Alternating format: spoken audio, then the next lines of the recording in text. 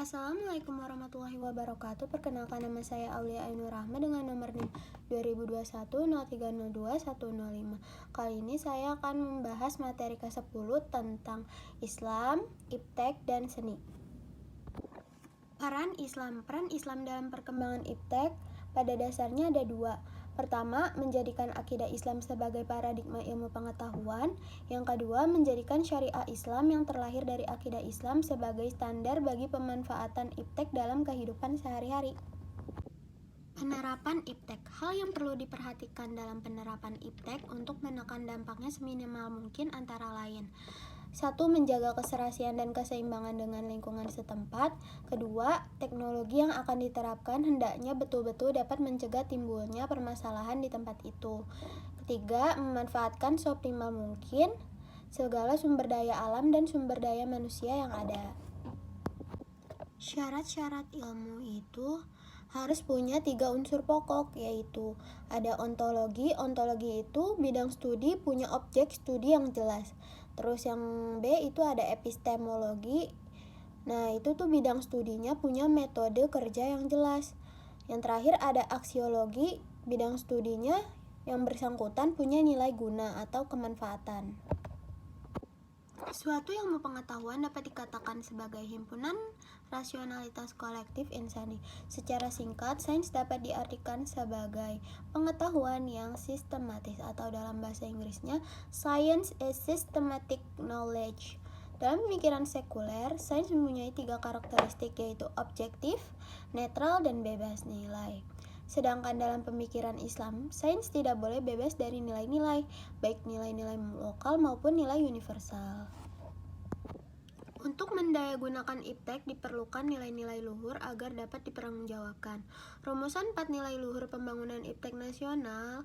Yang pertama ada accountable, yaitu penerapan Iptek harus dapat dipertanggungjawabkan baik secara moral, lingkungan, finansial, bahkan dampak politis.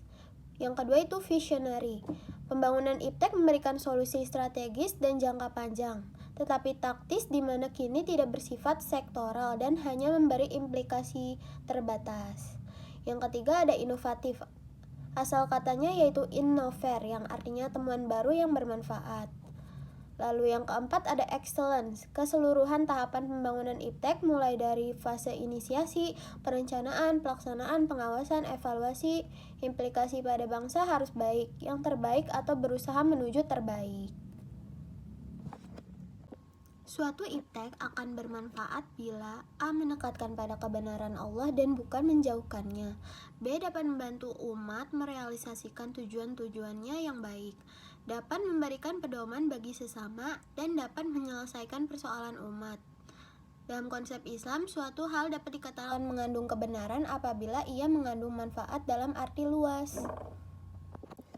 Seni berasal dari bahasa Sanskerta. Kata seni disebut cilpa. Pemahaman seni adalah yang merupakan ekspresi pribadi belum ada, dan seni adalah ekspresi keindahan masyarakat yang bersifat kolektif. Dalam bahasa Latin pada abad pertengahan ada terdapat istilah-istilah ars, artes, dan artista. Ars inilah yang kemudian berkembang menjadi arte dalam bahasa Italia atau art Prancis, l'arte Spanyol, dan art Inggris. Dan bersamaan dengan itu, isinya pun berkembang sedikit demi sedikit ke arah pengertiannya yang sekarang. Tetapi di Eropa juga ada istilah-istilah yang lain. Orang Jerman dan Belanda biasa menyebutnya dengan Kunst. Cabang-cabang dari seni, yang pertama itu ada musik, lalu ada teater atau yang biasa disebut drama, lalu ada seni rupa, lalu ada seni tari.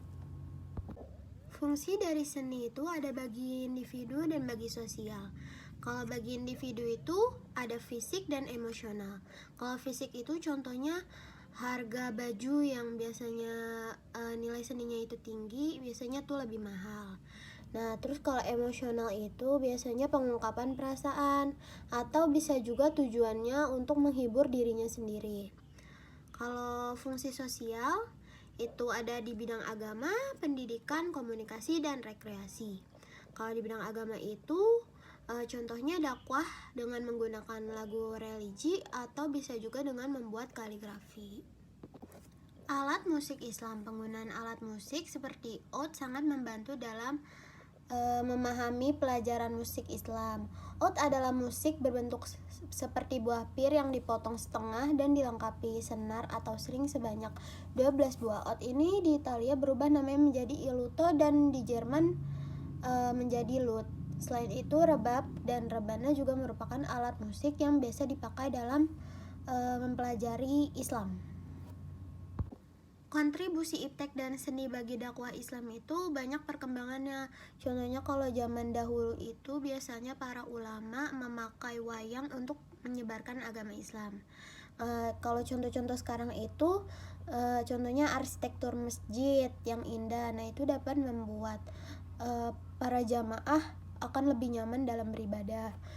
Terus penggunaan media dakwah di televisi, internet, koran, majalah, lalu juga di blog atau situs-situs Islami.